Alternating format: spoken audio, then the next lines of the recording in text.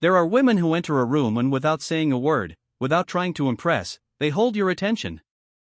Something about them feels magnetic, impossible to ignore. It's not about beauty, wealth, or clever social charm. What radiates from them is a quiet but unshakable strength and inner confidence that doesn't need to be announced.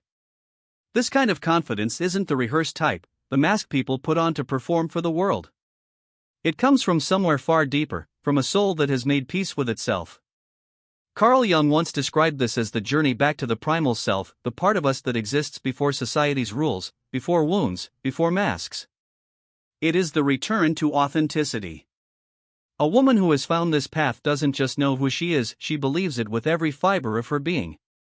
That belief is not built on compliments, attention, or external validation. It is born from looking inward, facing both her light and her shadow, and choosing to embrace it all.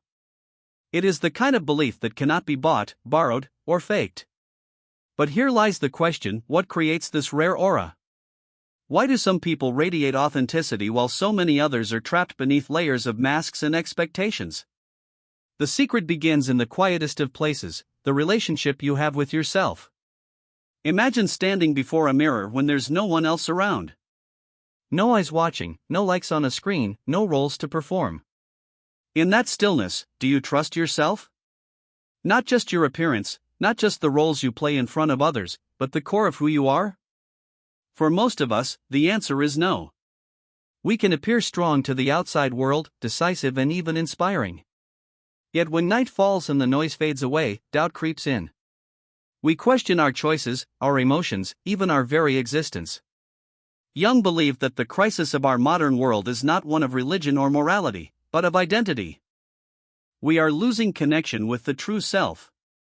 And when we lose that connection, the first thing to disappear is trust in our intuition, trust in the inner voice that was meant to guide us, trust in the fact that we already carry the wisdom we seek.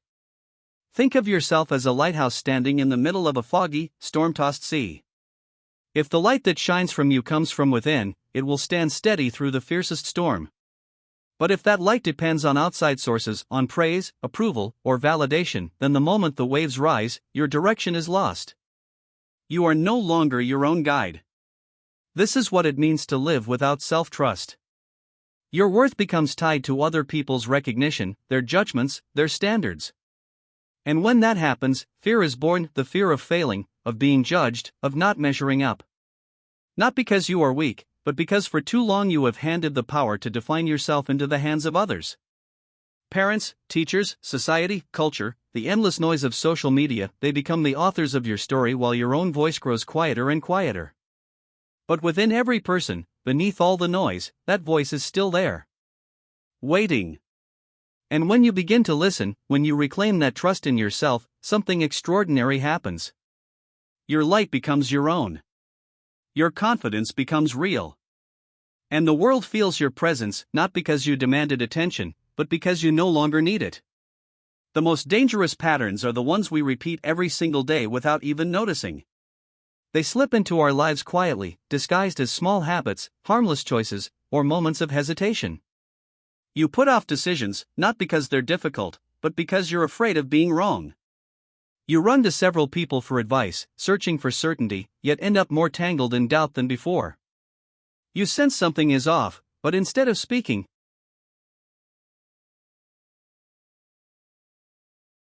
you swallow your words, unsure if your feelings are worthy of being heard. You tell yourself you'll sleep early, but hours later you're still staring into the glow of your phone, scrolling through lives and images that don't feed you. You promise to wake for yoga, for journaling, for meditation, but the morning comes and excuses rise with the sun. I'm tired, I'm busy, I'll start tomorrow. Tomorrow becomes a cycle that stretches on forever. Each of these moments may seem small, but together they form a deeper story. They are quiet betrayals, silent fractures where you break trust with yourself. And little by little, you start to believe that your inner voice isn't strong enough, isn't worthy enough to be honored. Carl Jung described this state as living behind a mask. When you lose trust in yourself, you stop living as who you truly are. Instead, you live as an image, a reflection of what you think others want from you. And in doing so, the real you, the wild, authentic, sacred self, gets buried. It doesn't vanish, it waits, but it waits in the dark corners of the unconscious, forgotten beneath layers of performance. True self-trust is not the shallow kind of confidence that comes dressed in slogans and borrowed strength. It is not about pretending to be powerful or forcing others to notice you. Real self-trust is a quiet force. It is the strength to stand firm even when storms rise. It is the roots of an ancient tree, unseen yet unshakable. A woman who has self-trust doesn't need to announce herself. She doesn't need to prove or persuade. She simply exists in her truth, and that truth speaks louder than any performance. Her silence carries weight. Her presence commands respect, not because she demands it, but because she refuses to abandon herself. Yet how often do we abandon ourselves? Think of the times you knew exactly what needed to be done, but you did the opposite. Think of the times your body whispered its exhaustion, its tension, its anxiety. Yet you pressed on to avoid letting others down. Every time you silence those signals, you chip away at your own bond with yourself. And if you do it long enough, something tragic begins to happen. You forget what right even feels like. Your intuition blurs. Choices become automatic. Life becomes a series of reactions rather than conscious decisions. You start to live not as a soul, but as a machine carrying out instructions. This is why self-trust cannot be learned in books, cannot be memorized in steps, cannot be copied from someone else's life. It is not knowledge, it is becoming. And to become it, you must return to the most fundamental act of all, listening. Not listening to fix, not listening to please, not listening to avoid conflict, but listening deeply to the quiet voice within. That whisper you have ignored for years still waits for you. Self-trust begins when you dare to believe that even your fears deserve attention. It grows when you follow intuition even when it defies reason. It shifts everything when you stop asking, "What do they think?" and begin asking, "What do I feel?" Without self-trust, Jung's psychology shows us, we become easy prey to our shadows. We fall into doubt, into the hands of manipulation, into the endless hunger of never feeling enough. But with self-trust, you reclaim the seat of your own mind. You stop being a puppet of old patterns. You begin to choose, not react. You respond with clarity. You live as sovereign. And something extraordinary happens. Self-trust makes you magnetic. Not in a seductive or superficial way, but in a way that others sense without knowing why. It cannot be faked because it is not a skill, it is a return. A sacred return to your truest self. And no one can hand it to you. You find it only by walking through fear, through the lies you once believed, through the wounds that never healed. But when you touch it, it transforms everything. So pause for a moment. Don't rush to accept these words or dismiss them. Let them sit with you, like seeds planted in your soil. Wait, and see what begins to stir inside. Because the moment you honor even a single feeling, when you choose truth over expectation, you awaken something long asleep. And from that moment, life begins to change. Within every woman lives two forces. One is the authentic self, the quiet but powerful voice that calls her deeper into her own being. The other is the voice of old wounds, bleeding quietly but steering her choices. The question is not whether you are feminine, the question is which voice you are living from. There is a difference you can feel, even if you can't name it. A woman rooted in her true self radiates calm strength. She doesn't need to be perfect, soft, or submissive. Her power lies in her presence. She does not compete because she belongs wholly to herself. She says no without guilt. She weeps without shame. She loves without losing her ground. She has faced her inner fire and come back not bitter, but wise. But a woman guided by her wounds lives on edge. She may shine brightly on the surface, but beneath, she is fragile. She fears abandonment, craves recognition, and trembles at rejection. She appears confident but is shaken by the smallest delay in a reply. Her map of love is written in the language of pain, drawn by wounds from the past. Jung called these complexes hidden scripts born from trauma that direct us long after we forget their origin. They do not disappear. They hide, leaking through words, choices, and patterns that seem random but are echoes of the unhealed. Imagine two women stepping into a gathering. One arrives quietly, like a breeze that cools the room. She doesn't seek attention, yet all eyes slowly turn toward her. Her stillness is magnetic, her posture grounded, her gaze steady. The other is just as beautiful, but her laughter rings too loudly, her eyes dart too quickly, scanning for approval. The other is driven by her wounds. And that is the real choice before us, not perfection, not image, but presence. To belong to ourselves, or to keep chasing the world's approval at the cost of our soul. In the language of Carl Jung, there comes a moment when a woman begins to awaken to herself, when the many pieces she has scattered through the years start to call her back. This is what Jung called individuation, the slow reunion of all the parts we try to separate, the light and the shadow, the ego and the deeper self, the woman who plays roles for the world and the woman who waits quietly within. A woman who begins this journey is no longer simply pulled around by her unconscious patterns or trapped in stories she doesn't understand. She starts to see them for what they are, she begins to name them, and instead of being a victim to them, she learns how to live with them consciously, as though she finally has her own hands on the wheel of her life. But not every woman has reached this place. Many live in what can be called wound energy. Their lives are often steered by unhealed parts of themselves that they have not yet faced. Sometimes it is the shadow that rises when they see something in another woman they secretly cannot accept in themselves, and they overreact with anger or envy without knowing why. Sometimes it is the dream of being rescued, the fantasy of a savior, that keeps them seeking love not as a partnership but as a way to escape their own loneliness. These women are not weak, though they often feel weak. They are not broken, though they often believe they are. They are simply repeating the patterns that their wounds have carved into them. They fall in love with people who cannot love them back, they exhaust themselves by working too much. They feel deeply hurt by small things, and then they turn the blame inward and say it must be because they are not strong enough. But the truth is that their struggle does not come from weakness. It comes from living out of their wounds instead of living from their true self. You can see the difference between these two ways of living in the stories humanity has told for thousands of years. Think of the Virgin Mary.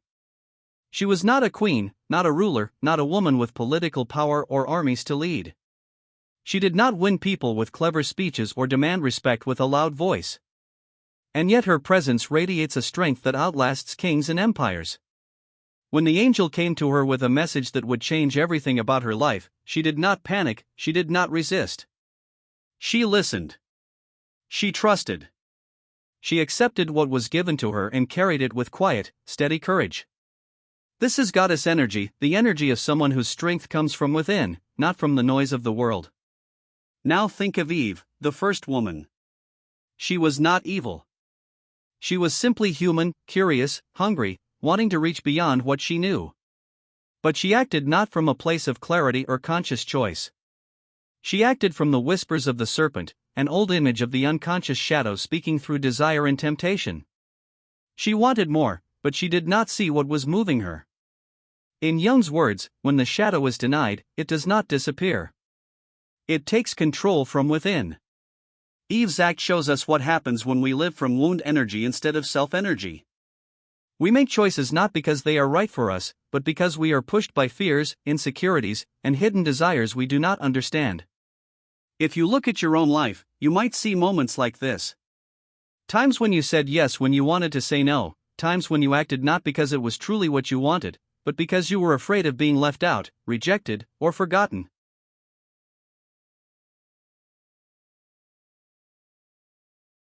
Times when you silenced your truth because you worried what others might think. Those are the moments when the wound is leading. And if you can pause and notice those moments, even write them down, you begin the slow work of shifting away from living in wounds and back to living from the self. The most important truth is that no woman is born fully in goddess energy. No one is perfect. No one lives without shadow or wounds. Every woman carries scars, memories, and hidden fears. The difference is not whether you have them, but whether you deny them and let them rule you in secret, or whether you face them and learn to turn them into strength. Jung once wrote that the purpose of human life is to kindle a light in the darkness of mere being. That is what a woman does when she chooses to face herself honestly. She does not erase her darkness, but she learns from it, listens to it, and carries it forward as wisdom. This is not something you see in big announcements or loud declarations. It shows up in the small details of her life. She does not need to tell the world she loves herself, because she shows it in the way she treats herself each day. She speaks to herself with kindness in the morning. She lets herself rest when her body is tired instead of pushing until she breaks. She sets boundaries not to hurt others but to honor her own worth. And when others abandon her, she does not abandon herself. This is how real self-trust looks from this place. Confidence grows naturally. Not the hollow kind, not the kind you wear like armor, but the kind that glows quietly from within. For Jung, confidence was never about reciting affirmations, forcing a smile, or standing taller than others. It was not about performance. It was the natural light of a soul that has come home to itself. Confidence cannot be faked, because real confidence is not about pretending, it is about knowing yourself so fully that you no longer need to prove anything. Think of a great tree. On the outside you see its trunk rising, its leaves dancing in the wind, its fruit hanging heavy in the sun. But the life of the tree is not in what you see. Its strength lies hidden underground, in the roots that sink deep into the earth. Those roots are what hold it steady through storms, what keep it alive when the branches are bare in winter. Confidence is like those roots. It comes from deep acceptance, from embracing both your light and your shadow. When those roots are strong, the tree does not fear the storm. A woman with that kind of confidence does not need to prove her worth, because she already knows it. But when a woman tries to cover her wounds instead of healing them, when her ego works hard to project a flawless image, she may look strong, but her strength is fragile. She may look polished, admired, even envied. But a careless word, an unanswered text, a strange look from someone across the room can shatter her. That is not confidence. That is fear disguised as strength. And it is exhausting. Jung reminded us that true strength comes only when we dare to descend into ourselves. We must go down into the shadows, into the memories we have buried, into the parts of us we have denied. This descent is not punishment. It is the path to rising. It is by entering the darkness that we find the light that truly belongs to us. Confidence does not come from chasing light on the outside. It comes from walking into your own darkness without losing your way. Look around and you will see many women who appear powerful. They are successful, sharp, admired by others. Yet when they are alone, they cannot sit with themselves. Their silence feels unbearable, their mind races, their heart trembles. They are like buildings without foundations, tall and impressive, but one small tremor could bring them down. In contrast, a truly confident woman may fall many times, she may fail. She may lose her way, but each of these experiences becomes part of her strength. She uses her wounds as soil for growth, her mistakes as lessons that make her wiser. She does not collapse when things fall apart, because her foundation is within her. This is the real journey Jung pointed to. The journey of individuation, the journey of becoming whole. It is not about becoming flawless. It is about becoming real. There was once a woman who seemed to live two lives. To the world, she was put together, smiling, capable, even admired. But when the door closed at night and no one was watching, she was left alone with a mirror that told the truth. She would whisper promises to herself, tomorrow I will wake up early, tomorrow I will exercise, tomorrow I will finally start that project. Yet each tomorrow slipped away, replaced by the same patterns, the same broken commitments. At first, it seemed harmless. But slowly, without her realizing, every time she broke a promise to herself, something inside her shifted. Her words lost weight. Her inner voice, once steady and guiding, became faint. Doubt began to creep in. She could cheer others on, but she could no longer trust her own whispers. It was as if she was the ruler of a small hidden kingdom within. Every day she made speeches, full of intention and promise. At first, the citizens listened with hope. But when her words never turned into action, they grew restless. They stopped believing in her leadership. Slowly, the kingdom fell into disorder. Her confidence wavered.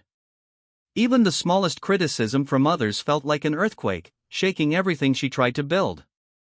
Outwardly she looked strong, but inwardly she was fragile, like a grand building with no foundation. One morning, something subtle but powerful shifted. She decided not to make another grand declaration. Instead of promising a revolution, she promised only one small thing: today, I will drink 2 glasses of water. And she did it.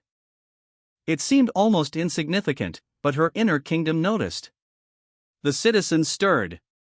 A whisper returned: perhaps her words can be trusted again. The next day, she promised herself something else, something small but real. She kept that too. Each time she followed through, it was as though bricks were being laid quietly beneath her feet, building a foundation that had long been missing.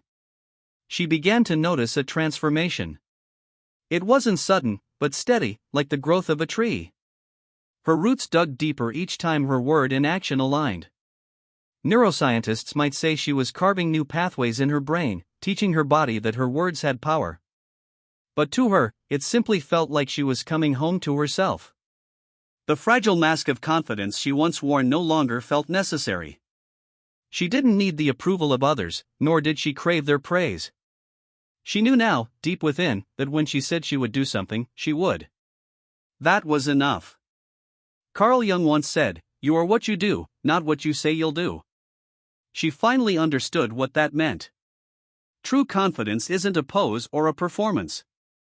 It isn't about standing tall in public while crumbling in private. It is born from a deeper place, from the quiet consistency of action. Each small promise kept to herself became proof. Proof that she could rely on her own voice. Proof that she would no longer betray herself. This was no mystical transformation, no sudden miracle. It was ordinary and human, built from small steps repeated with care. But in those ordinary steps, something extraordinary emerged. She no longer needed to chase confidence, it became her natural state, like breath. She no longer feared the silence of being alone, because she had learned to trust herself in that silence. And from this trust grew a strength that no storm could take away. Imagine your life as a long road, and every promise you make to yourself is a stone you lay down on that road. At first, a single stone doesn't seem like much. Promising to drink more water, to write a few lines in a journal, to get out of bed 10 minutes earlier, these things feel too small to matter. But when you keep laying those stones, one after the other, something begins to happen. The path becomes clearer, sturdier. You can walk without stumbling. And one day, when you look back, you see that you've built a solid road stretching far behind you. That road is self-trust. It doesn't appear overnight. It is built stone by stone, promise by promise, action by action. The problem is that many people try to leap ahead, wanting to walk a road that isn't built yet. They read books about confidence, watch inspiring videos, repeat affirmations in the mirror, and wonder why nothing changes. But words without action are like air, passing through your hands, leaving nothing behind.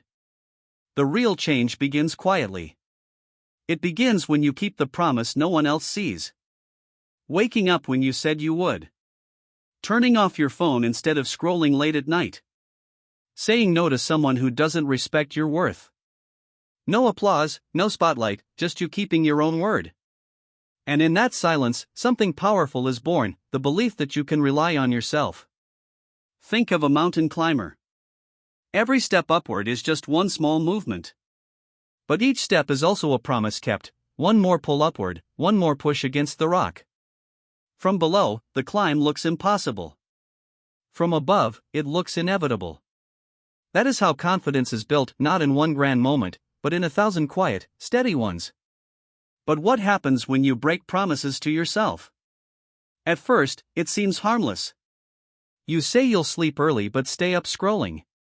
You say you'll start tomorrow, but you don't. You think, it's just one night, it's just one time. On the surface, it feels like nothing. But deep inside, your unconscious is paying attention.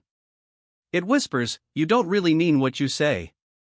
Over time, these whispers grow louder until you stop believing your own voice. It's like a child whose parents constantly break promises. Eventually, the child stops trusting not just the parents, but also their own sense of hope. When you keep betraying yourself, your intuition goes quiet, your motivation fades, and you feel like you're drifting. Now imagine the opposite. Each time you follow through, even with something small, your body records it. You say you'll drink more water, and you do. You promise 5 minutes of journaling, and you write. You decide to cut off contact with someone toxic, and you keep that boundary. Your mind doesn't see these as trivial. It sees them as evidence. She said it, and she did it. That record builds strength inside you. It becomes an inner contract, a sacred agreement between your conscious mind and your deeper self. Every completed action is like a message sent to your unconscious: I am ready to be trusted again. And when your unconscious believes you, it responds with clarity, with intuition, with a calm sense of strength that no outside praise can give. Picture yourself as both the leader and the citizen of your own inner world. If the leader makes promises but never delivers, chaos spreads, trust collapses, and no one listens. But if the leader's word is consistent, kept every time, even in small things, the citizens begin to relax, to cooperate, to believe. Inside you, the same thing happens. When you keep your word, your inner world becomes peaceful, orderly, and strong. And once that foundation of trust is laid, another voice begins to return: intuition. At first, it is quiet, almost fragile. A faint heaviness in your chest when something feels wrong. A sudden ease in your body when something feels right. You felt it before, though you may have ignored it. Meeting someone and sensing instantly that they weren't to be trusted. Walking into a room and feeling your body tense before you even understood why. Choosing a path that didn't make logical sense but later proved to be right. That was your intuition whispering, the unconscious speaking through your body. The more you ignore it, the quieter it becomes. The more you listen, the stronger it grows. Intuition is like a relationship: it needs proof that you will honor it. And the way to honor it is not complicated. It doesn't ask you to be mystical or enlightened. It asks you to listen.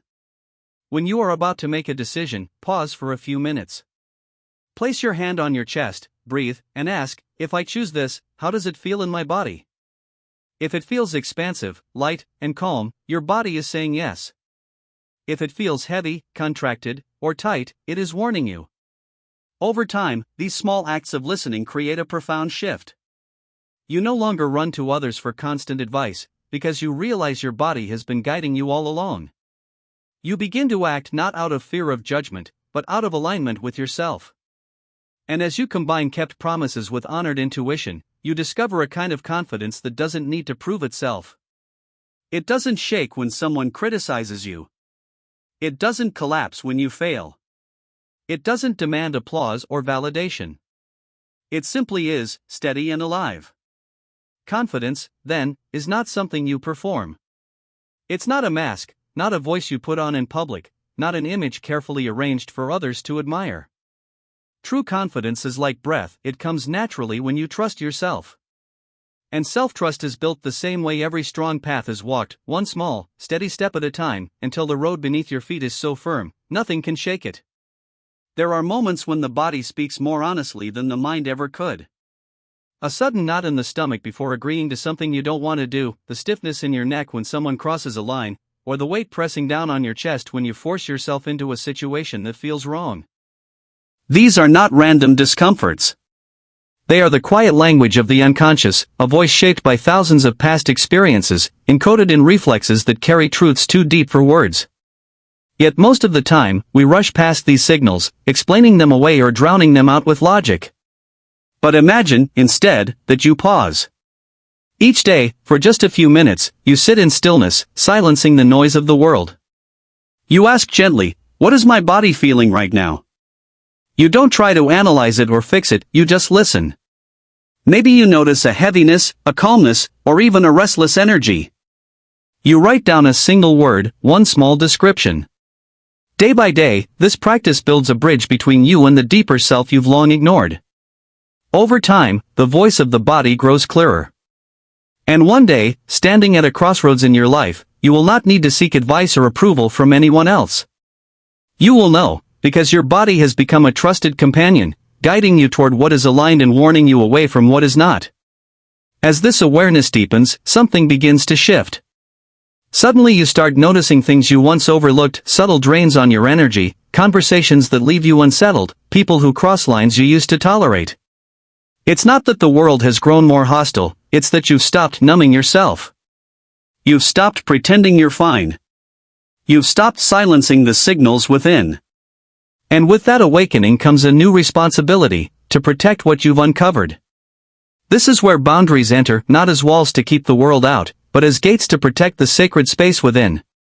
Carl Jung might not have used the word boundaries in a modern sense, but he understood that every relationship with the outside world mirrors the relationship we hold with ourselves. If you allow others to invade, belittle, or disregard you, the real damage isn't just external. It's internal. Each time you fail to defend your own worth, a crack appears in the trust you've worked so hard to rebuild with yourself. And when trust erodes, the fragile bond between ego and soul begins to collapse. Think of yourself as the guardian of a temple. Inside lies your intuition, your clarity, your dreams. If anyone is allowed to enter unchecked, bringing their chaos and manipulation, the temple becomes desecrated. Guarding the entrance is not selfishness, it is devotion. It is saying, this space is sacred, and I will not abandon it again. For many, this is the hardest lesson of all. Childhood often teaches us that to be loved we must yield, that our feelings are too much, that silence and compliance are safer than honesty. Those who grow up in such conditions learn to survive by lowering their boundaries until they almost vanish. As adults, they carry that pattern forward, enduring, pleasing, saying yes when they want to say no, and shrinking themselves to keep peace. Yet beneath the surface, the cost grows heavy, for the soul cannot thrive in a space where it is not protected. The path to reclaiming boundaries begins with noticing. You sit down and recall the last few days. You think of 3 moments where you walked away drained, uncomfortable, or unseen. Maybe it was a conversation with someone who dismissed your feelings.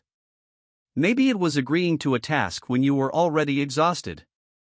Maybe it was staying silent when every part of you wanted to speak. Writing them down gives form to the leaks where your energy is being stolen. The next step is small, almost deceptively so. Tomorrow, when you feel tired, you let a call go unanswered. When you need space, you wait before replying to a message. When work chatter grows overwhelming, you silence the notifications. These are not grand rebellions, but quiet declarations of worth. At first, your chest may tighten with guilt, your mind may whisper that you are being selfish. But then, if you hold steady, something unexpected happens. Beneath the unease, a new energy stirs. It is the strength of someone who has finally drawn a line in the sand and stood by it. Each small act of protection builds upon the last. Just as keeping promises to yourself creates trust, setting boundaries sustains it. The body, once ignored, now feels defended. The unconscious, once silenced, begins to trust that its signals will no longer be betrayed. And in that trust, confidence grows, not as a performance, but as a steady flame, quiet yet unshakable. There was once a woman who had spent most of her life trying to do everything right. She worked hard, smiled when she was tired, and said yes when she wanted to say no. To others she seemed dependable, agreeable, maybe even strong. But inside, something felt fragile, as if her center was always slipping away. She would make small promises to herself, go to bed earlier, wake up to move her body, stop apologizing for things that weren't her fault, but she would break them again and again. Each broken promise felt minor at the time, but deep down it was shaping her into someone who no longer trusted her own word. It began subtly. She hesitated before decisions, worried she would choose wrong. She asked 5 different people for advice but stayed just as confused. She stayed silent in conversations where she felt something was off, telling herself her feelings didn't matter. Her body whispered to her in exhaustion, tight shoulders, heavy sighs, but she ignored it.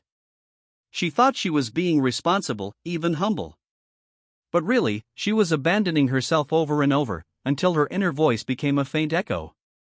She wore a mask, the one she thought the world expected, while her true self sank deeper into the shadows. One night, lying in bed with the blue glow of her phone lighting up her face, she caught her reflection in the black screen and felt a wave of sadness. She had promised herself she would sleep early. With that new clarity came another lesson: boundaries.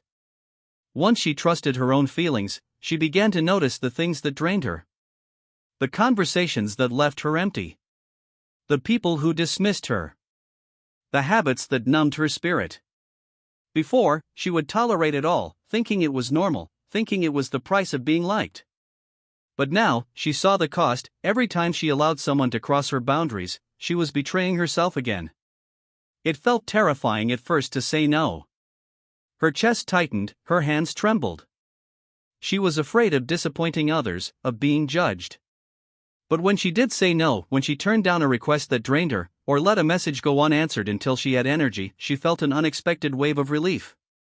It was as though she had opened a window in a suffocating room. She was breathing for herself again. And each time she honored those boundaries, she felt her inner trust grow stronger. She realized that setting boundaries wasn't about pushing others away. It was about protecting the sacred ground inside her, the place where her clarity, dreams, and authentic self lived. She kept going, one day at a time. And something began to change, not just inside her, but around her. When she walked into a room, people noticed her presence. She didn't try to impress. She didn't speak louder or wear brighter clothes. She simply showed up as herself, and yet others felt it. They felt calm near her. They felt safe. Jung once said that when two souls meet, both are transformed, like two substances that create a reaction when they touch. That was her gift now. Not through effort, but through being. Other women sensed it too. A friend who had been struggling came to her and, without even asking for advice, began to feel a shift. Just being near her presence reminded the friend of her own inner voice. It wasn't magic. It wasn't persuasion. It was authenticity radiating so deeply that it awakened something in others. And through this journey,